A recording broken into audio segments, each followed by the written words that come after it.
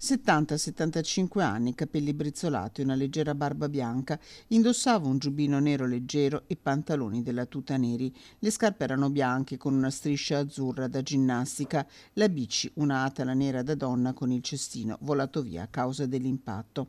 Non ha ancora un nome l'anziano rimasto ucciso lunedì nel tragico incidente avvenuto a Pieve di Curtarolo lungo la strada provinciale Valsugana.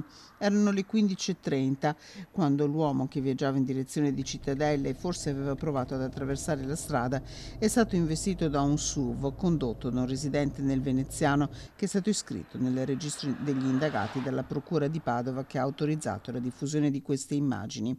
Da quel momento gli agenti della polizia locale del Medio Brenta sono al lavoro per dare un nome alla vittima e per capire l'esatta dinamica di quanto accaduto. Con loro anche il comune di Curtarolo con la sindaca Martina Rocchio. Tenuto conto che l'anziano viaggiava in bicicletta, si presume possa essere chiaramente nel nostro territorio.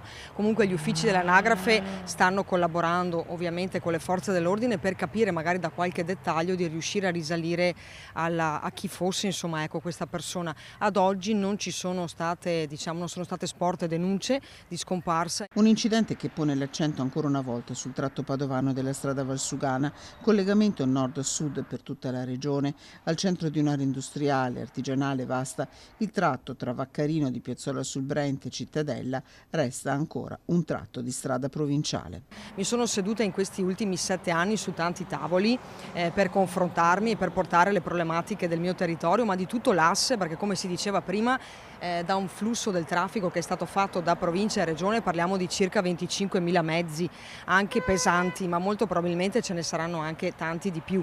Quindi voi capite l'importanza di trovare delle soluzioni, quindi anche nelle prossime settimane continuerò a parlare anche a tutti gli enti sovracomunali per trovare soluzioni mirate.